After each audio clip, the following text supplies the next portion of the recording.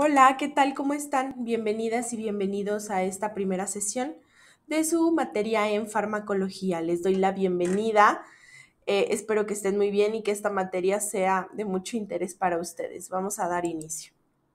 El objetivo general que tiene esta asignatura es que al finalizar ustedes puedan relacionar cuáles son los principios generales de la farmacología, es decir, cuál es la clasificación de los fármacos según sus características terapéuticas, según la división en la farmacología y la repercusión de los diversos sistemas orgánicos, con la finalidad de que ustedes puedan seleccionar el diagnóstico sobre los principales trastornos como lo son trastornos donde se tiene o se requiere el uso de antidepresivos, ansiolíticos, tranquilizantes, somníferos o también estimulantes.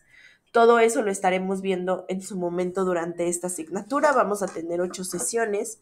Entonces, pues vamos a abordar todos estos temas de una manera lo más profunda posible. Bueno, pues ya me conocen. He tenido el gusto de estar con algunos de ustedes. Para quienes no me conozcan, mi nombre es Janet Blancas. Soy psicóloga y me he dedicado durante todo este tiempo a recursos humanos, pero también a la docencia. Y vamos a ir de lleno con nuestro temario. Tenemos 5 temas específicos o temas generales que vamos a abordar a lo largo de estas 8 sesiones. Y el primero de ellos son los principios generales de la farmacología. Después hablaremos de las partes de la farmacología de los diversos sistemas orgánicos, y a qué se refiere este término, la farmacoterapia y el diagnóstico, para cerrar hablando de los psicofármacos. Entonces, en su momento estaremos abordando cada uno de estos temas. Vamos a dar inicio con el primer tema, que son los principios generales de la farmacología. Entre estos temas hablaremos de las generalidades, sus recomendaciones, precauciones, efectos colaterales. Hablaremos un poco acerca de la clasificación de los fármacos según sus características terapéuticas y el esquema de tratamiento. Vamos a ir abordando a lo largo de estas sesiones estos temas. Y hablemos entonces de cuáles son los principios generales de la farmacología, de qué se trata. Pues bueno, la farmacología es el estudio de la historia, el origen, las propiedades físicas y químicas, las asociaciones que tienen los fármacos, los efectos bioquímicos y fisiológicos, mecanismos de acción, cómo se da la absorción, distribución, biotransformación y excreción, así como las interacciones que tiene con otros medicamentos, sus usos y sobre todo sus fines terapéuticos o bien pues cualquier alteración que pueda haber, ¿no? Entonces la farmacología es una ciencia bastante amplia donde estudia todos los aspectos relacionados con los medicamentos, absolutamente todos. Y en él pues lo que se hace es entender cuál es el efecto o por qué causa cierta reacción y cómo se puede trabajar con ello. También la farmacología es una ciencia biomédica que estudia el origen, las propiedades físico-químicas de los fármacos y de las interacciones fármaco-organismo, cualquier organismo vivo, ¿no? Que puede ser un animal o un humano. En el caso de esta materia nos vamos a enfocar en los efectos en los seres humanos. Se considera de manera general como el estudio de los fármacos y tiene una connotación clínica cuando dichos fármacos son utilizados para el diagnóstico, la prevención y el tratamiento de una enfermedad.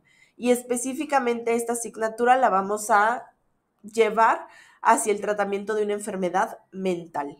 ¿Por qué? Porque esta materia, como ustedes se están formando como psicólogos, lo vamos a enfocar únicamente hacia la connotación clínica de entender estos fármacos o estudiar ciertos tipos de fármacos para diagnóstico, prevención y tratamiento de enfermedades mentales, ¿de acuerdo? Entonces, quiero que sepan desde ahora que este va a ser la orientación que le vamos a dar a la asignatura. Y hablaremos de ciertos conceptos generales importantes. El primero de ellos es hablar de qué es un fármaco, porque muchas veces hay diferentes términos.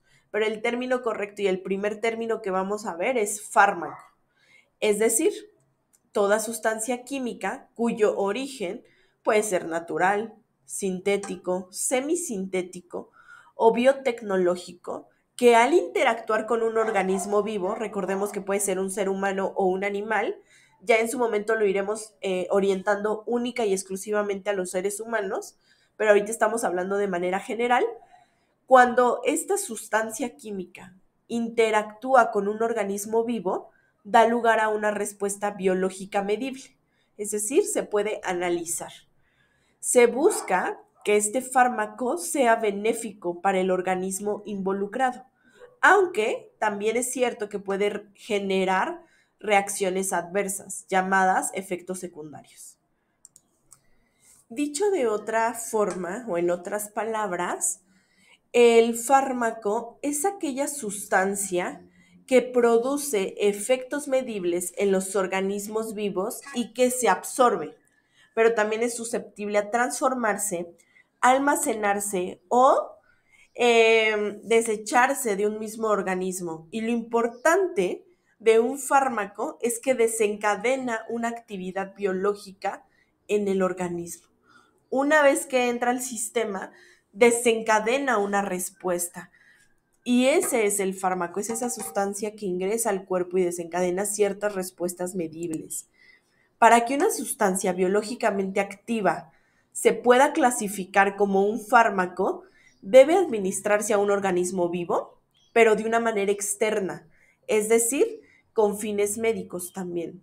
Así pues, las diferentes hormonas, anticuerpos, interleucinas, por ejemplo, vacunas, sí son considerados fármacos al ser administrados de forma exógena, es decir, de forma externa. Y esa es la característica principal de un fármaco. Y ahora hablemos de qué es un medicamento, porque podríamos pensar que es lo mismo, o incluso muchas veces utilizamos más el término medicamento más que fármaco, ¿no? Y es que para el uso clínico, los fármacos se expenden y se administran principalmente en la forma de medicamentos. Un fármaco se va a dar o se va a otorgar en forma de medicamento, el cual contiene uno o la combinación de varios fármacos en un conjunto con otras sustancias denominadas excipientes. Estos son compuestos inertes que facilitan la administración de dicho fármaco, como que ayudan a facilitar que llegue ese fármaco. Entonces, un medicamento es la combinación de un fármaco con un excipiente. Es una combinación. Y pueden ser varios fármacos junto con un excipiente que ayude a que se administre de una manera más sencilla. Los medicamentos están destinados a ser utilizados en personas, pero también en animales, con el fin de generar un diagnóstico, un tratamiento, la prevención de enfermedades, síntomas o signos patológicos. Y es que la principal diferencia entre un medicamento y un fármaco es que el medicamento es el producto final que contiene un fármaco, mientras que el fármaco per se solamente es la sustancia que ejerce el efecto terapéutico, es decir, es la sustancia activa, como la principal sustancia del medicamento. Y bueno, pues otro término que también es muy utilizado y que debemos hacer como esta diferenciación es acerca de qué es una droga. Y es que desde el punto de vista farmacológico, es aquella sustancia de abuso. Desde ahí ya nos da la diferencia. Para ser considerado un fármaco, pues tiene que ser una sustancia de abuso que puede tener origen ya sea en la naturaleza o bien ser producida de manera sintética, como al día de hoy son muchos eh, drogas, ¿no? Producidas de manera sintética. Sin embargo, muchos fármacos pueden caer en el rubro de droga y ser considerados así. ¿Por qué? Porque puede haber una confusión entre un fármaco y una droga que se genera a partir de la castellanización de la palabra inglesa drug, que pues es utilizado en el idioma para referirse a los fármacos, ¿no? Entonces, en inglés, el decir fármaco se dice drug. Entonces, creeríamos que es lo mismo. Sin embargo, de acuerdo con la Organización Mundial de la Salud, la droga es toda sustancia que una vez que se introduce en el organismo por cualquier vía de administración, produce una alteración de algún modo. Y lo que produce también es que genera un cambio en el sistema nervioso central del individuo y además es susceptible a que pueda haber una dependencia, ya sea psicológica o física, que esa también es una de las diferencias, ¿no? Que es más susceptible a que la persona que lo consume se vuelva dependiente. Entonces, ahí viene parte de esta principal diferencia entre una droga, un medicamento y un fármaco. Siguiendo con los conceptos generales que tenemos que aprender, hay que ver qué es la farmacología general. Y es que la farmacología general es la ciencia que estudia los principios y conceptos comunes de todos los fármacos, cuyo campo pues no se encuentra bien definido debido a la extensión de dicha ciencia. O sea, estudia en general todos los medicamentos. Sin embargo, existe también lo que es la farmacología especial. Esta estudia los fármacos y los medicamentos, tanto sus propiedades físico-químicas como la interacción con el organismo, de acuerdo al sitio donde actúa en el ser humano. Entonces, de acuerdo a dónde está actuando en el ser humano, es el efecto que puede causar. Y ahí es donde la farmacología especial entra para poder saber o analizar aspectos muy específicos, ¿no? O sea, como rubros muy específicos. Por ejemplo, medicamentos para curar enfermedades crónicas degenerativas, como cáncer, epilepsia, etcétera, ¿no? Y existen también la farmacología experimental, que se encarga de obtener datos farmacológicos, pero de modelos experimentales, que pueden ser vivos o in vitro, y aplicar estos conocimientos al desarrollo de nuevos fármacos o bien de la interpretación de los mecanismos de acción que pueden ser posteriormente extrapolados a pacientes. Es importante señalar que la farmacología experimental no se cuenta como una actividad clínica, ¿no? No forma parte de la actividad clínica de diagnóstico, tratamiento y demás, sino realmente solamente es obtener datos para indagar un poco más acerca de ciertos medicamentos. Otros términos que también vamos a analizar es lo que es la farmacología clínica. Es una ciencia y es una especialidad médica que utiliza los principios científicos de la farmacología para entender cuál es la interacción entre un fármaco y un organismo humano. Como es una especialidad médica de forma multidisciplinaria, también participa en el aumento de la eficacia y la disminución de riesgos en el uso de los medicamentos.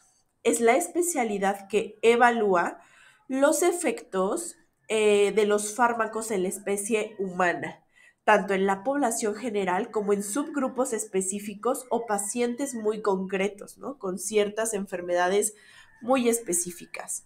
Y bueno, pues en la farmacología clínica se evalúa y se centra en la farmacovigilancia y la farmacoeconomía, integrando conocimientos básicos de medicina, farmacología e incluso epidemiología. Ya en su momento estaremos hablando de estos términos, no se preocupen, abordaremos con mayor detalle estos términos para que ustedes lo puedan ver, pero bueno, ahora vamos desglosando un poco los términos generales, ¿no? De la farmacología. Existe la farmacología general, la farmacología especial que se enfoca en un grupo, la farmacología experimental, la farmacología clínica que lo único que hace es entender la interacción entre fármacos y organismos humanos específicamente. Y la farmacología general sí estudia el efecto de los fármacos en seres vivos, humanos y animales, ¿vale?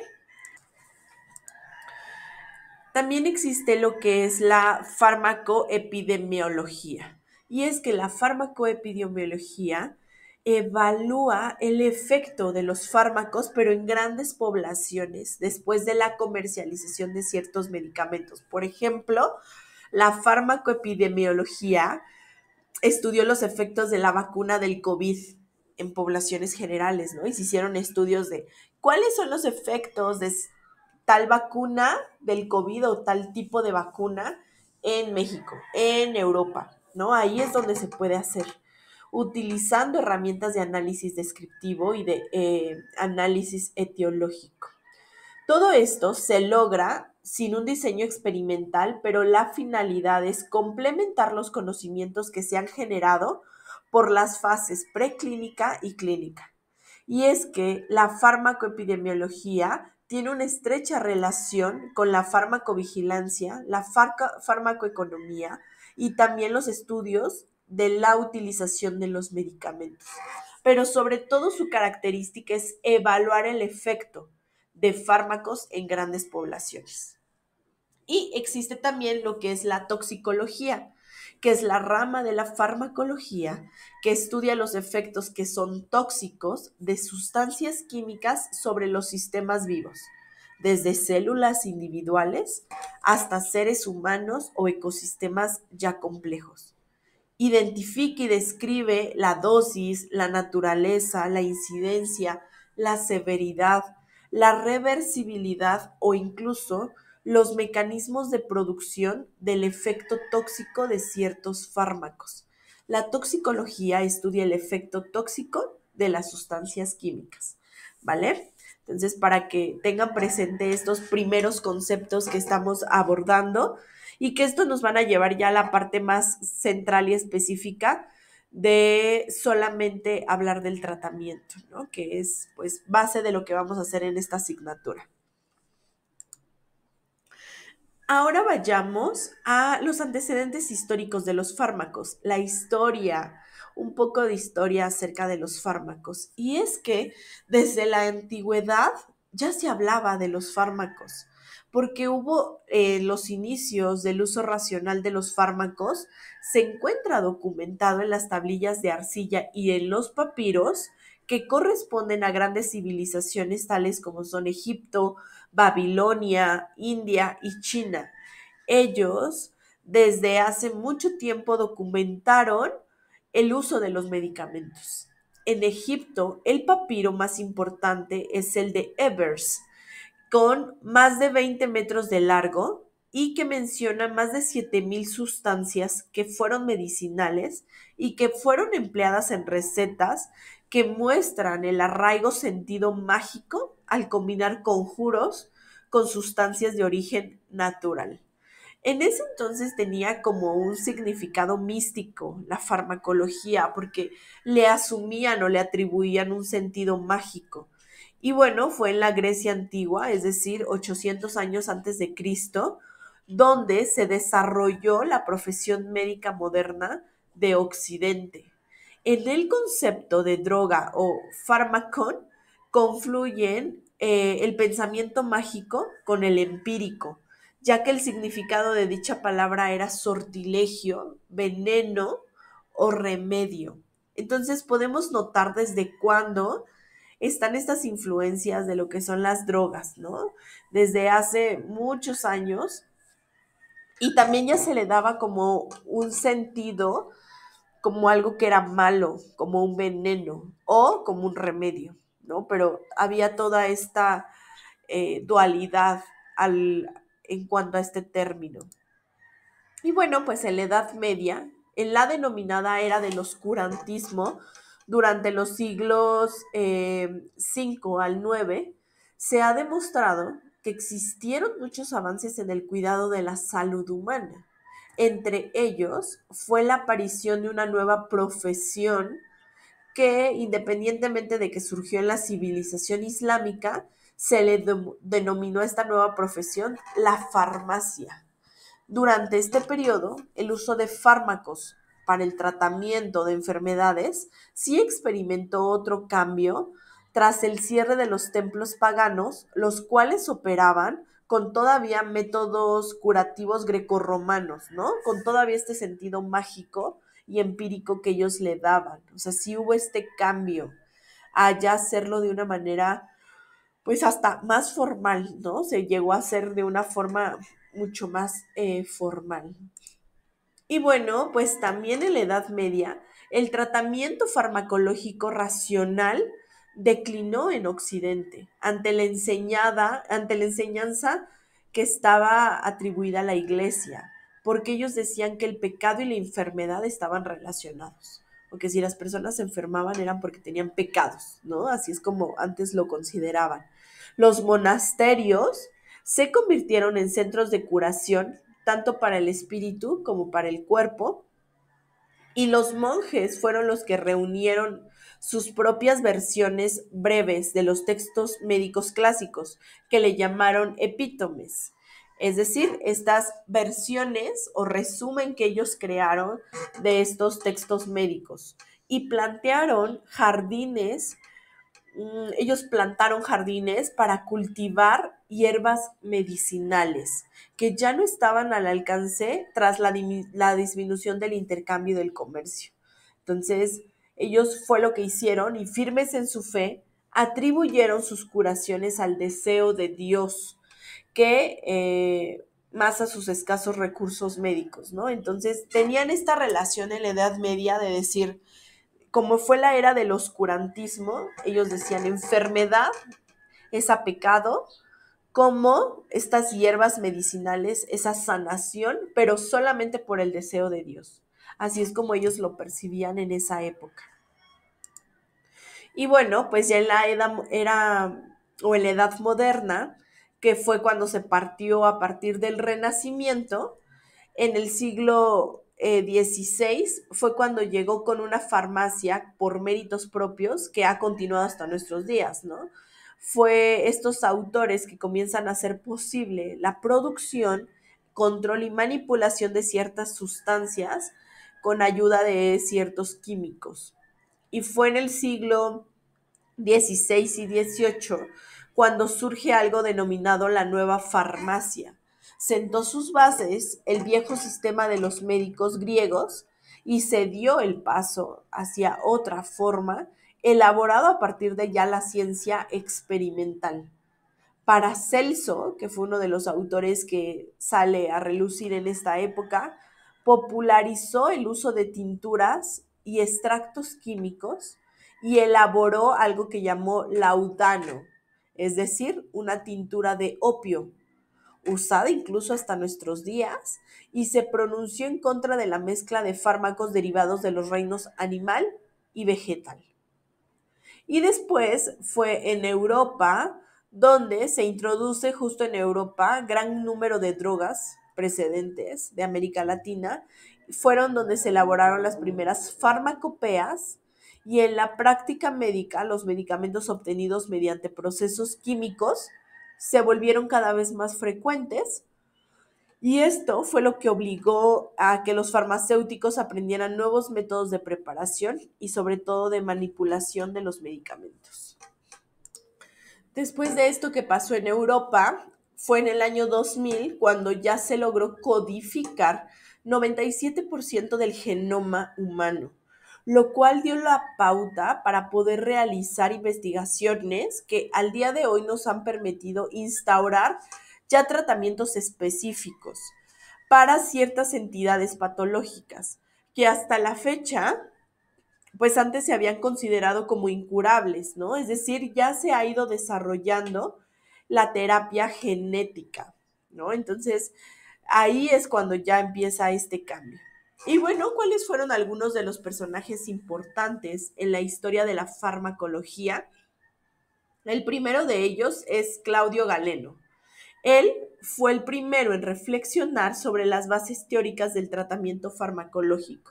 Fue de las primeras personas en abordar teorías sobre la farmacología. Después tenemos a Paracelso. Él cuestionó las doctrinas tradicionales y potenció el conocimiento del principio activo de un medicamento, es decir, potenció el conocimiento de los fármacos. y Avicena, que se le considera el padre de la farmacología y fue quien consolidó la separación de la farmacia y la medicina en el Medio Oriente. Porque recordemos que al principio se le llamaba farmacia a estos profesionalización de la, como esta actividad, ¿no? De estudiar a los fármacos se le llamaba farmacia. Y bueno, ¿cómo es que se hace la obtención de los fármacos o cómo se puede obtener fármacos? Durante siglos, el principal recurso de obtención de los fármacos fue la naturaleza, ¿no? A partir de la naturaleza se obtenían ciertos fármacos y es que los fármacos procedían principalmente de tres reinos. Reino vegetal, es decir, raíces, plantas, flores, semillas o resinas a el reino mineral, es decir, a través del hierro, el calcio, las arcillas y el azufre, o del reino animal, principalmente vísceras, ¿no? Utilizaban vísceras para elaborar fármacos. Sin embargo, pues afortunadamente con el avance científico y sobre todo tecnológico, actualmente los fármacos ya pueden ser sintetizados en laboratorios farmacológicos, ¿no? Ya no tiene que ser como de una manera muy artesanal, ya puede ser a través de laboratorios con procesos e instrumentos sumamente ya especializados, ¿no? Ya se puede hacer de esa manera y es al final lo mejor, porque si se seguía haciendo de una manera a través de la parte animal, por ejemplo, pues al final sí puede tener ciertas repercusiones. Al día de hoy todavía sigue existiendo fármacos que se elaboran de forma vegetal o de forma mineral, pero ya cada vez son menos y son también para cuestiones muy específicas. Vamos a ver ahora cuál puede ser la clasificación de los fármacos según su método de obtención. Se pueden clasificar los fármacos según su método de obtención de acuerdo a si es natural el método de obtención. Es decir, el principio activo, el fármaco, es una molécula ya existente en la naturaleza cuya fórmula se conoce y se puede sintetizar. Un fármaco semisintético, el principio activo se sintetiza en un laboratorio haciendo modificaciones en la molécula natural con el fin de mejorar sus propiedades farmacocinéticas, potenciar o prolongar su efecto o bien disminuir la aparición de reacciones adversas. Esta palabra de farmacocinética la vamos a ver más adelante, no se preocupen. Cuando hablemos del tema 2, ahí vamos a hablar de esos términos como farmacovigilancia, tecnovigilancia, farmacocinética, farmacoeconomía, todo eso lo vamos a ver, no se preocupen. Y sintéticos, fármacos sintéticos no derivan de ningún producto natural conocido, es decir, se fabrican íntegramente en un laboratorio farmacéutico tras realizar muchas investigaciones, que la verdad es que al día de hoy la mayor parte de los medicamentos que se consumen o que se encuentran en las farmacias y que el sector público y privado ofrece, pues sí son medicamentos sintéticos. Entonces, la mayoría es de esta forma. ¿Cómo se debe llevar a cabo la administración de medicamentos? Y es que cuando administramos un fármaco, los factores que determinan el tiempo en que éste alcanza el sitio de acción y la cantidad de principio activo que se requerirá para lograr el efecto deseado van de la mano de la presentación, su vía de administración y sobre todo las condiciones físico-patológicas del paciente. Entonces, cuando administramos un medicamento, no solamente tenemos que pensar en lo que queremos lograr, ¿no? Sino tenemos que pensar en cuáles son las diferentes vías de administración, cuál es la presentación de ese fármaco y cuáles son las condiciones fisiopatológicas del paciente. ¿Para qué? Para que a través de esto podamos entender por qué está causando cierto efecto o por qué lo hace de cierta manera. Y hay algo que se llama biodisponibilidad y esto hace referencia a la fracción de la dosis administrada de un fármaco que se encuentra disponible, ya sea en el sitio de acción o en la circulación sistémica. Es decir, es lo que se queda dentro del organismo una vez que se consume un fármaco. Por eso es que, por ejemplo, cuando las personas consumen cierta droga o cierto fármaco, debes dejar pasar cierto tiempo para que se deseche por completo del cuerpo. Porque si te haces un antidoping, por ejemplo, o un estudio para ver cierto medicamento, hay cuerpos que aunque ya llevan 2 días sin tomar ese medicamento o esa droga, aún así sigue apareciendo, es decir, sigue biodisponible en el cuerpo. Y ahí tenemos que buscar o identificar cada medicamento, cuánto tiempo tarda en desecharse 100% del cuerpo, ¿no? Es lo mismo que pasa con las personas que consumen tabaco o consumen alcohol. Al final, después de consumirlo, no lo desechamos de inmediato, sino hay esa biodisponibilidad de esa sustancia en el cuerpo. Esto también, el estudiar la biodisponibilidad, permite valorar la eficacia e interacción entre los 3 factores mencionados: presentación del fármaco, vía de administración y las condiciones fisiopatológicas del paciente. Porque puedo tener 10 pacientes con diabetes, y a cada uno les voy a administrar el mismo medicamento, pero cada uno lo va a procesar de manera diferente. Cada cuerpo va a absorber, distribuir y eliminar de una forma distinta un solo medicamento, ¿no? Pasa lo mismo con las drogas, no todas las personas pueden, ¿no? No, bueno, nadie debería consumirlas, pero al final hay personas que, por ejemplo, no les pasa nada, ¿no? O sea, consumen una droga y desafortunadamente el efecto es muy leve, hay otras que el efecto es altísimo y otras el efecto es ligeramente mediano. Entonces, pasa lo mismo con los psicofármacos, ¿no? Si yo le doy un diazepam, un clonazepam a una persona, pues al final el efecto en cada uno de los pacientes va a ser completamente distinto. Y bueno, pues dentro de este término de la administración de medicamentos, también tenemos que hablar de las diferentes vías de administración, porque un fármaco o un medicamento puede entrar por diferentes vías de administración. Y es que se pueden clasificar las vías de administración dependiendo de la manera en que el fármaco llega al sitio de acción. Entonces, ¿cómo se clasifican las vías de administración? Dependiendo de la forma o el camino que toma el fármaco para llegar al sitio de acción. Y es que las vías de administración que atraviesan barreras fisiológicas, es decir, una vía de administración que atraviesa la piel o una mucosa, se pueden denominar de manera mediata o indirecta, ¿vale? Entonces, primer clasificación de vías de administración. Atraviesan barreras fisiológicas. Entonces, es una vía de administración mediata o indirecta. ¿Cuáles? Vía oral, es decir, a través de la boca. Vía bucal o sublingual, es decir, en la lengua. Vía rectal, vía respiratoria, vía conjuntival, que puede ser en los ojos, vía dérmica o cutánea, la piel. Estas son vías de administración indirectas que atraviesan la piel o la mucosa. Pero también podemos tener vías de administración inmediatas o directas, perdón, las cuales sí requieren de un medio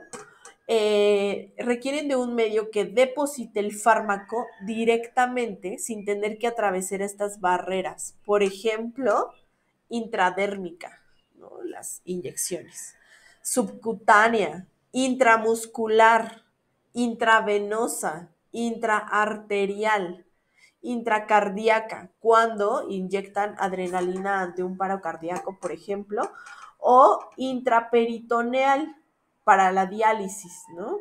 Cuando lo hacemos de manera intraperitoneal es para específicamente personas que se les realiza diálisis. En este caso es una vía directa. Por eso es que no sé si les ha pasado, o de repente les dicen cuando tenemos gripe, tos, en estas épocas como muy frías, que te dicen, ¿qué prefieres? ¿Inyecciones o pastillas para la gripe? Y de verdad, si nos sentimos muy mal, si el padecimiento ya es mucho, ¿qué decimos? Mejor inyecciones para más rápido. Y cierto, porque la vía de administración es directa, porque justamente va directo al sitio de acción y no atraviesa como la piel, o sea, no tiene que atravesar una mucosa o no tiene que atravesar una barrera física como es la piel, ¿no? Sino se va más allá y va directamente a la sangre y entonces de esta manera va directamente al músculo y de esta manera llega más rápido y cura más rápido. Por eso es que las inyecciones son mucho más efectivas que las pastillas, porque el tiempo que tarda la biodisponibilidad del medicamento, pues es rapidísimo en una inyección y es más lento en una pastilla. Y eso también lo vamos a ver poco a poco, ya lo estaremos analizando. Y hoy voy a cerrar esta sesión con el inicio de lo que es la psicofarmacología, que específicamente este va a ser el tema en el que nosotros para esta asignatura nos vamos a centrar. ¿Por qué? Porque al final el interés en esta asignatura es hablar de ustedes como psicólogos, cómo pueden intervenir en este sentido, ¿no? O cuál es el alcance de un psicólogo con respecto a la administración de medicamentos. Entonces, vamos a hablar de lo que es la psicofarmacología. La psicofarmacología se define como una disciplina científica que se centra en aquellos fármacos únicamente que modifican el comportamiento y la función mental. Nosotros nos vamos a enfocar solamente en esto, es decir, a través de su acción sobre el sistema neuroendocrino. Nos vamos a enfocar solamente en aquellos fármacos que modifican el comportamiento y la función mental. Muchos problemas de la salud mental provienen de desequilibrios químicos o una actividad neurotransmisora reducida de su cerebro. Y aquí voy a hacer un breve paréntesis y vamos a investigar más en esta materia, justamente vamos a llegar a eso, pero hay mucho estigma con el psiquiatra. Hay mucho estigma con la psicología. Y las personas cuando le dicen, tienes que ir al psiquiatra, es como de, "Ah, estoy loco automáticamente, ¿no? Cuando en realidad es lo mismo que cuando vas al médico, es lo mismo cuando dices, oye, tienes niveles altos de glucosa. Bueno, pues tienes que tomar cierto medicamento para la glucosa. Oye, tienes anemia, tienes diabetes. Pues lo mismo pasa, la depresión cuando las personas tienen depresión severa, ansiedad, problemas mentales, muchas veces es por un desequilibrio químico. O sea, no es porque en serio ellos quieran estar tristes todo el día, sino que hay un desequilibrio químico y a través de ciertos fármacos pueden regular ese desequilibrio y ajustarlo. Y hay mucho estigma al respecto, porque automáticamente creemos que nuestro cerebro, ¿no? O sea, sí se puede desequilibrar nuestro estómago, nuestro riñón, nuestros ojos, ¿no? Si puedo dejar de ver, si puede dolerme la garganta, pero no puedo tener un desequilibrio neuroendocrino, no puedo tener un desequilibrio neuronal, porque entonces creo que no es válido. Y ese estigma es el que también tenemos que romper, porque para eso existe la psicofarmacología, para eso existe la farmacología, la medicina, la psiquiatría, porque también es probable que puede existir un desequilibrio químico o un desequilibrio en la actividad neurotransmisora del cerebro. Y es normal que necesitemos medicamentos para dejar de sentir ansiedad. Es normal que necesitemos medicamentos para dejar de sentir depresión o tristeza severa. Y esa brecha, ese paradigma es el que ustedes también tienen que empezar a romper allá afuera o incluso con ustedes mismos. Porque, digo, voy a hacer un ejercicio de decirles, ¿cuántos de ustedes dirían, sí, quiero ir al psiquiatra para que me haga una evaluación? ¿Cuántos de nosotros realmente estamos dispuestos a romper ese paradigma? Seguramente muchos no. Y diremos, no, hombre, yo estoy bien. O sea, sí me siento triste, pero es que soy bien enojona. No es que yo soy bien sensible.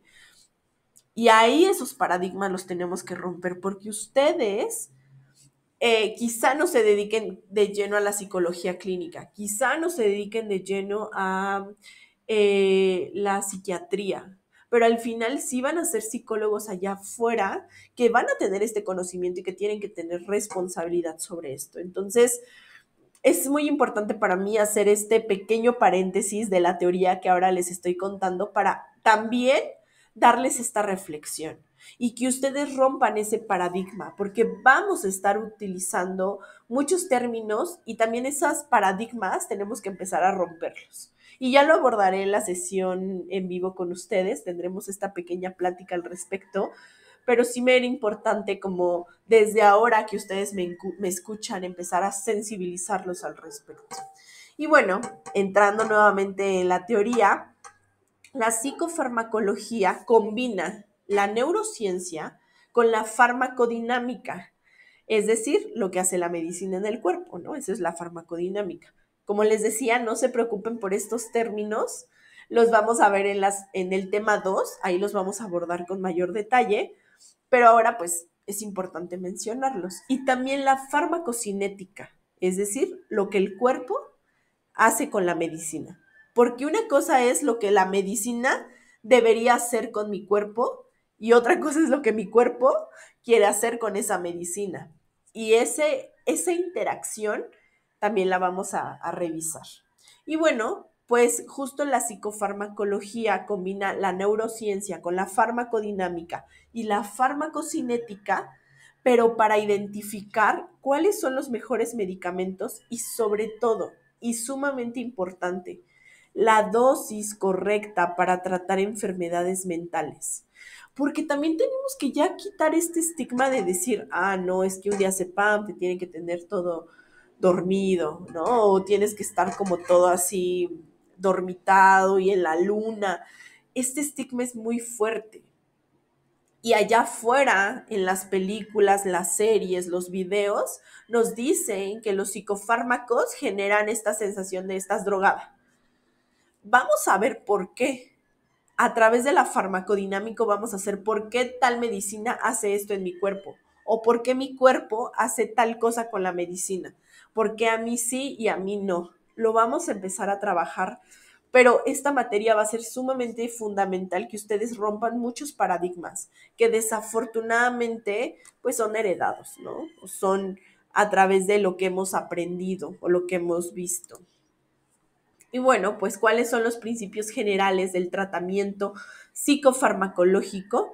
Y es que el trabajo actual de la psicología clínica en la salud mental hace imprescindible y necesario el conocimiento de las diferentes herramientas que los profesionales de las distintas disciplinas que forman parte de los equipos en materia de salud utilizan en su quehacer diario, ¿no? Médicos, psiquiatras, psicólogos.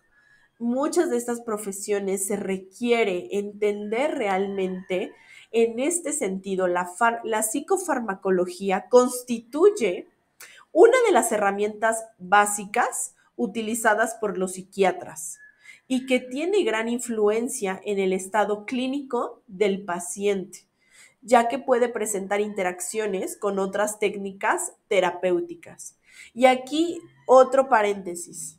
¿Quién es la persona adecuada para diagnosticar y poder brindar un tratamiento psicofarmacológico?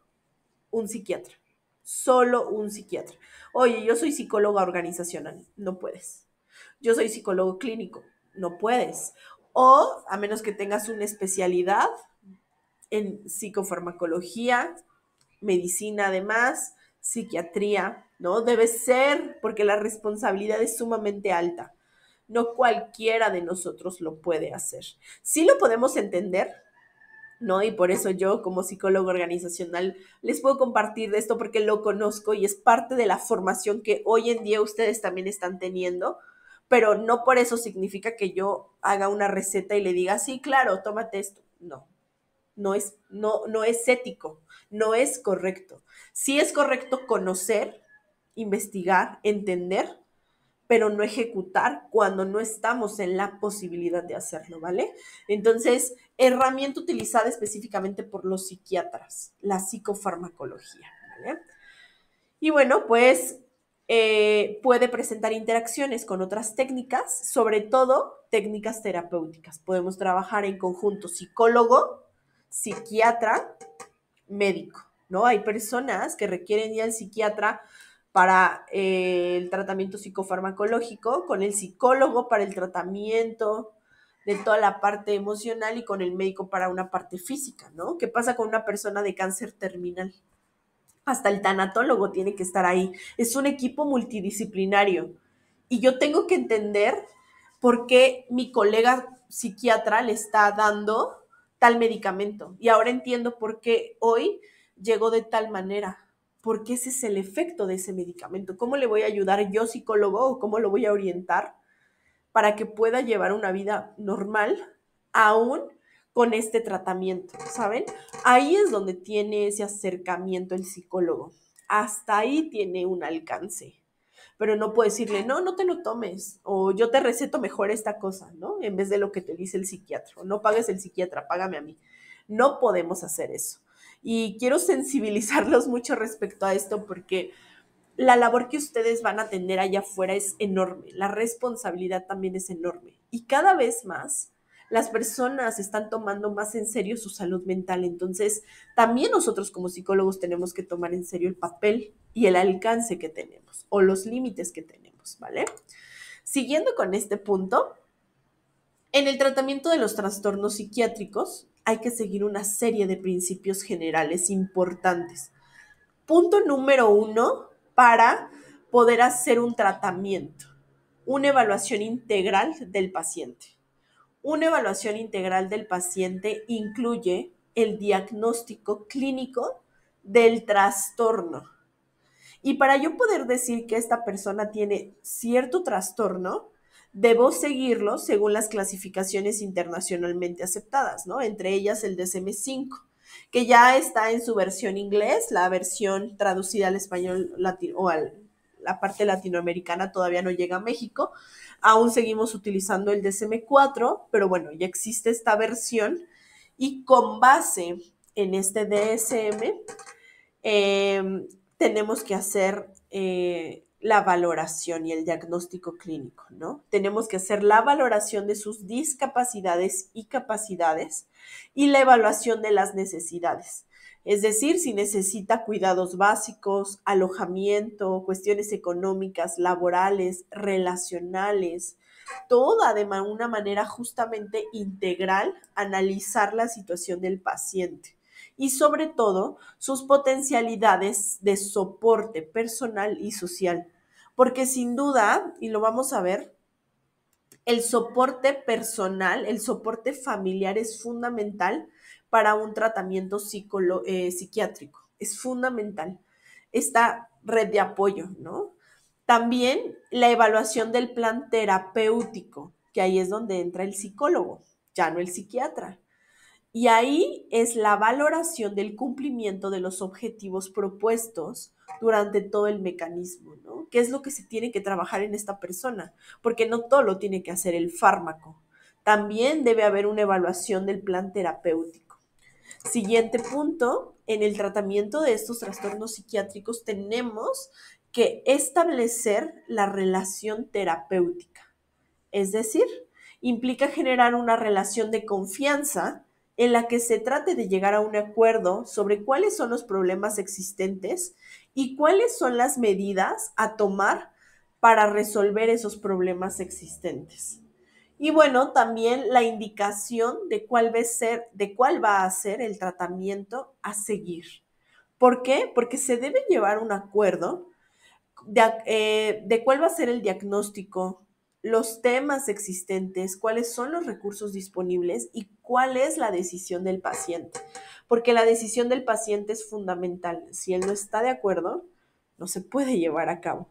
Si el paciente está de acuerdo, se puede llevar a cabo. A menos que ya haya una situación de peligro, una situación donde su vida corra riesgo, ahí podríamos de alguna manera obligarle. Pero al final siempre tiene que haber el consentimiento del paciente o de una persona a cargo de ese paciente. Entonces, sí es importante considerar estos principios generales cuando hay un tratamiento psicofarmacológico. Punto número 1, una evaluación integral del paciente, la evaluación de cuál va a ser el plan terapéutico, el establecimiento de la relación terapéutica y las indicaciones del tratamiento a seguir. ¿Cómo es que se debe llevar a cabo el tratamiento? ¿Qué alcance tiene? Todos esos aspectos se deben considerar. Y también un acercamiento integral al plan terapéutico individualizado. ¿Por qué? Porque en este plan terapéutico individualizado debemos contemplar todas aquellas áreas que puede necesitar una persona, pero que tiene trastornos mentales. Sobre todo si se trata de trastornos crónicos graves.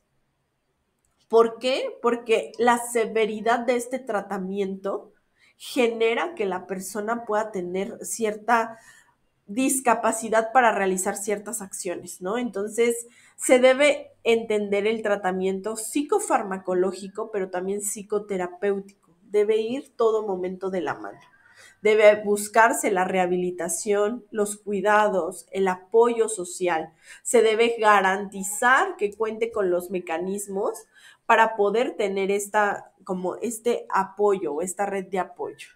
Y bueno, pues también hablar de los principios en cuanto a entender y tener este acercamiento de una manera efectiva.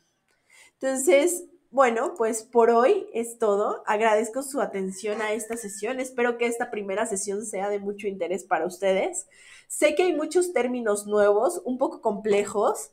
Sin embargo, voy a buscar y voy a tratar y voy a encontrar la manera de hacer estos términos lo más digeribles, los más sencillos posibles, para que ustedes lo puedan entender. Y sobre todo, mi principal función en esta asignatura va a ser sensibilizarlos de la importancia y lo sensible que son este tipo de temas. Así que agradezco mucho si llegaron hasta el final de esta clase, si vieron toda su sesión. Gracias por su tiempo. Nos vemos en la siguiente sesión. Feliz inicio de bloque, feliz inicio de cuatrimestre. Ya nos estaremos viendo en la sesión en vivo, nos conoceremos.